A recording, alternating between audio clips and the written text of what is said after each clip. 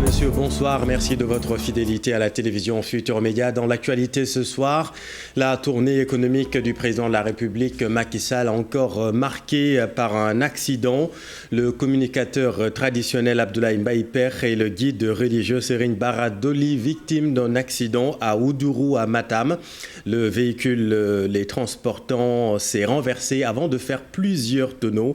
Les deux hommes s'en sortent avec des blessures, dont une sur la tête pour Abdoulaye Mbaye Pekh. Mais selon les témoignages, leur état est stable. Ils ont été rapidement pris en charge par les secours. À Matam, un conseil présidentiel territorialisé a été organisé aujourd'hui. La région va bénéficier d'un programme d'investissement public d'un montant de 450 milliards de francs CFA. Nous allons directement à Matam avec Ali Bandelian. Est-ce que vous nous entendez, Ali? Bonsoir. Bonsoir, Chérif Diop. Qu'est-ce qu'on peut retenir de ce conseil présidentiel territorialisé?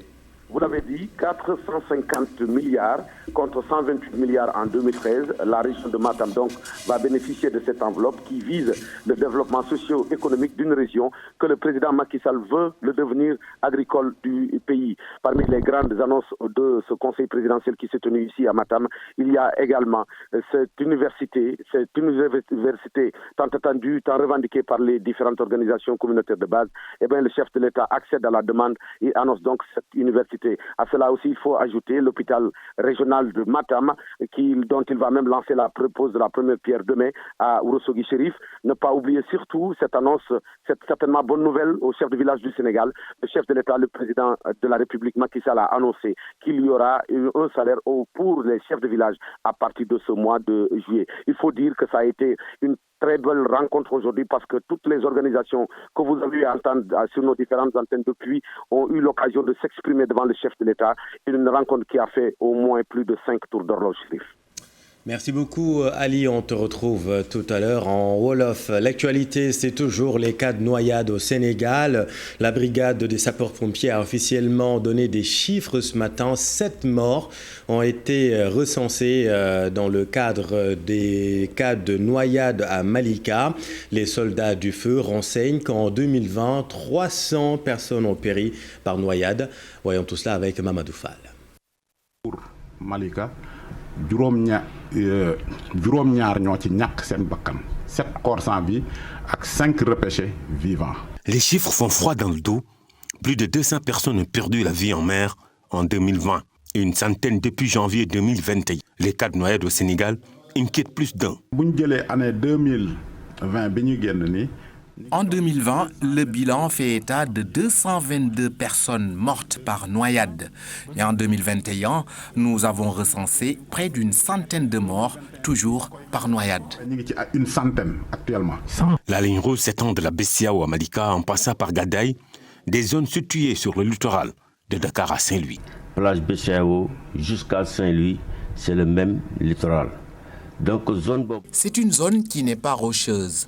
Ce qui fait que quand les vagues arrivent, rien ne peut les arrêter ou les ralentir. Maintenant, su fekkente par exemple vagues yi dañuy ñëw du am lenn lu nga xamantene dinañ ko mëna arrêter.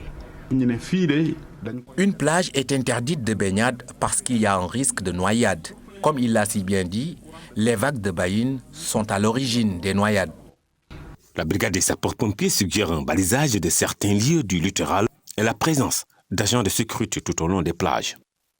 Les sapeurs-pompiers ont donc participé ce matin à l'émission RFM Matin et retenez qu'en 2020, près de 300 personnes ont péri par noyade. Et pour lutter contre les noyades estivales, l'implication des collectivités locales est une nécessité, selon le maire de Ngor, lui aussi était l'invité de la matinale de TFM. Une plage se gère en amont avant l'arrivée des vacances, c'est-à-dire à partir du mois d'avril. Nous devons prendre nos dispositions, à savoir baliser les plages, impliquer les gens en nombre, bien sûr, parce que quand on a 10 nageurs pour gérer pratiquement 2000 personnes sur la plage, ça devient un peu difficile, et même voire impossible. Donc il faut mettre un nombre important de maîtres nageurs, les rémunérer comme il faut, qui s'occupent de la plage, et impliquer les gens qui sont sur la plage aussi. Ce que nous conseillons à nos collègues maires qui ont des plages à gérer. Il faut qu'on s'y prenne un peu tôt pour qu'on puisse vraiment aménager la plage de sorte que le balayage se fasse en temps réel. Tout autre chose à présent, deuxième jour de manifestation des étudiants de l'université Sine Saloum El Hadji Ibrahima Niasse. Les étudiants réclament toujours l'augmentation du budget de l'établissement. Aujourd'hui encore, le trafic a été longtemps perturbé sur la route nationale numéro 1. Les étudiants ont affronté longuement les forces de l'ordre. Voyons tout cela avec Omar Diaye et Boubacar Falbop. Situation tendue ce matin entre policiers et étudiants de l'université du Sine Saloum. Ils ont sorti les élèves du lycée avant d'aller affronter les forces de l'ordre avec des jets de pierre et qui ont, elles, répliqué à l'ensemble des grenades lacrymogènes.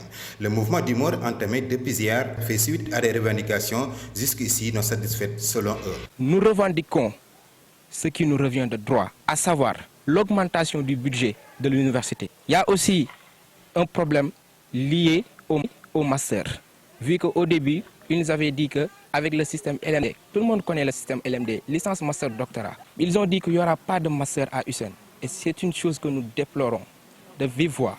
Ensuite, il y a la construction de l'université. Actuellement, USN Kaffrine, Kaolack et Fatick, ça va. Du rond-point à la gare routière sur la route nationale numéro 1, des pneus ont été brûlés et des barricades posées par les manifestants. Plusieurs d'entre eux ont été arrêtés. Il y a des étudiants qui ont été arrêtés. Parmi eux, notre vice-présidente. La vice-présidente de l'amicale. Présentement, elle est avec les forces de l'ordre.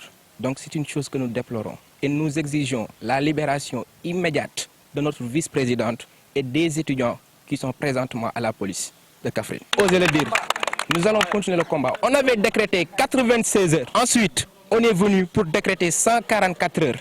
Au moment où nous sommes sur le terrain, notre recteur est présentement avec le président de la République pour un soi-disant tournée économique. Les étudiants se disent décidés à continuer le combat jusqu'à satisfaction de leurs revendications. Jusqu'à 105 élèves par classe, ça se passe dans la commune de Tivaouane-Peulh. Cette localité est terriblement confrontée à un manque d'infrastructures scolaires. Abdou Diouf Diagne et Ahmadou Bambasson.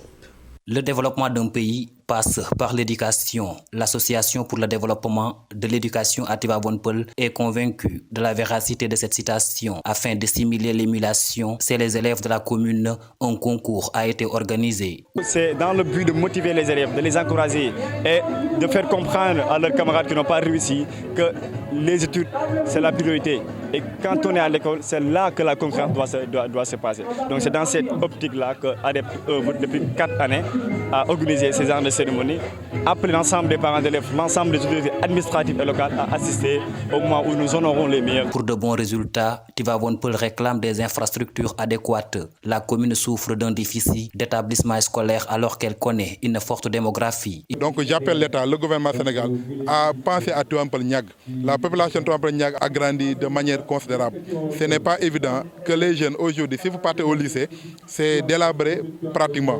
Donc pour une population presque de plus de 102 000 habitants, c'est même inquiétant de voir quand même ces infrastructures aussi délabrées. Bref, on manque de tout aussi à Tivaouane-Peulh-Niague. Et c'est ça l'intérêt qu'il faut retenir. L'éducation souffre dans cette commune. Et il est important aujourd'hui que l'État quand même puisse mettre les moyens qu'il faut et pour relever ce défi-là, définitivement. La journée d'excellence a été aussi un prétexte pour les acteurs de l'éducation et de la classe politique de réitérer une vieille doléance, la dotation de cette commune d'un lycée digne de ce nom. Merci Abdou. À Dengueler, les paysans veulent reprendre les travaux champêtres. Les cultivateurs invitent l'État à résoudre définitivement le conflit foncier avant le début de l'hivernage. Leur porte-parole avec notre équipe. Le préfet fait une suspension de 80 hectares et dit que c'est sur les 80 hectares qui font l'objet d'un litige. Et si c'était focalisé sur un titre foncier, il devrait tout simplement suspendre tout le titre foncier. Et maintenant, ce qui ferait que ni la population, ni Babacar allaient exploiter. Mais malheureusement, l'arrêté préfectoral est au détriment de la population négrière, mais en faveur de Babacar qui continue d'exploiter. Et nous le déplorons aussi. Et nous ne pouvons pas comprendre un président de la République qui doit soutenir la population, qui est en train de distribuer des bourses familiales. Et Et maintenant, il prend des terres, il les donne à des agro-business pour qu'ils exploitent maintenant. Et ce que j'avais dit dans la fois passée, s'il distribue ici 2000 bourses familiales et les terres-là ne sont pas exploitées, l'année prochaine, la population sera dans la famine, obligatoirement. Parce qu'ils n'ont rien à se nourrir à part ces terres-là. Peut-être la pluie là, c'est presque quelques gouttes d'eau qui sont tombées. Mais s'il y avait réellement une pluie aujourd'hui, demain les populations seront dans les champs. On n'attend pas la date dernière. S'il y a de la pluie aujourd'hui, demain on va entrer dans nos champs obligatoirement. Puis dans l'actualité également, l'annulation du pèlerinage catholique, l'édition 2021 du pèlerinage au lieu saint de la chrétienté est donc annulée, annonce faite par le comité interdiocésain national des pèlerinages catholiques au nom des pères évêques de la province ecclésiastique de Dakar. Dans un communiqué qui nous est parvenu, le SIMPEC rappelle que la mesure prise après mûre réflexion est liée à la persistance de la pandémie. Pèlerinage à la Mecque, la délégation générale tente de prendre les devants afin d'éviter d'éventuels conflits entre les voyagistes privés et les candidats au pèlerinage. Vous le savez, cette année, 60 000 résidents en Arabie Saoudite seulement pourront faire le pèlerinage. Aminata Mbaresso et Pape Sangone Mbaye. Et de deux pour la Oumma islamique. Le pèlerinage à la Mecque sera limité juste aux résidents en Arabie Saoudite. À l'origine de ces restrictions, la pandémie Covid-19. Comme vous le savez, pour la deuxième fois consécutive, les autorités saoudiennes, sous la contrainte de cette crise, ont décidé de restreindre le pèlerinage aux seuls résidents en Arabie Saoudite. C'est une mesure que nous avons analysée sous l'égide de la jurisprudence islamique et que nous comprenons parfaitement. Le Sénégal, à l'instar des autres pays appelés à se soumettre aux mesures des autorités saoudiennes, des craintes d'une brouille entre voyagistes privés et candidats au pèlerinage en vue. Il se trouve que, par anticipation, certainement, des voyagistes privés ont encaissé l'argent de pèlerins.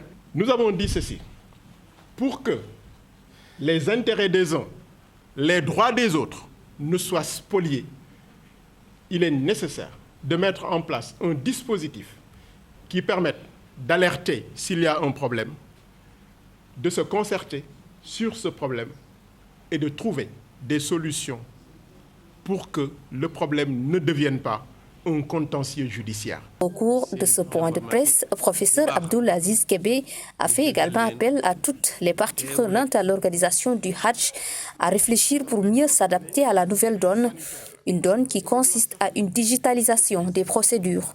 Catastrophe sanitaire. Merci Aminata. Protection des défenseurs des droits humains et leurs activités. Les acteurs discutent de l'avant-projet de loi. Une loi qui devra être conforme tout de même à nos réalités selon des parlementaires interrogés. Tierno Laurent Mendy et Fadmintou Conté. Qui promeut la fin des attaques contre les défenseurs des droits humains en pleine discussion au Sénégal. Un avant-projet de loi est déjà élaboré. Ça, c'est un projet de loi, évidemment, énonce un certain nombre de principes, énonce des droits, énonce des devoirs, énonce des responsabilités pour les défenseurs des droits humains. Cette loi, une fois votée à l'Assemblée nationale, va permettre aux défenseurs de nos droits d'être mieux protégés, prévient le député Cheikh Bamba Dièye.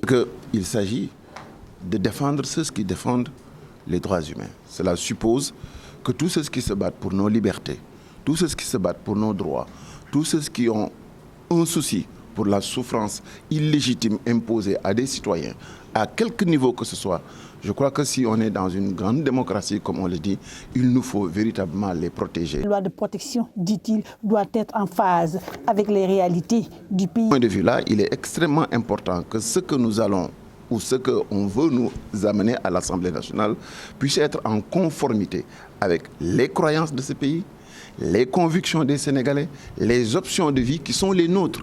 Parce qu'il s'agit de protéger des gens pour développer et protéger des droits qui sont nos droits, pas les droits de l'étranger. Sidi Gassama apporte une réplique et précise qu'ils sont là pour la défense de toutes les couches sociales. Nous, notre rôle, c'est de protéger tous les Sénégalais contre les violations de leurs droits humains fondamentaux. Il n'y a pas une catégorie spécifique que nous protégeons l'ensemble des Sénégalais. Voilà, c'est tout pour ce soir. Les infos continuent dans un instant avec Mamadou Mohamed Ndiaye en Wolof. Restez avec nous, vous êtes au bon endroit. Bonne soirée.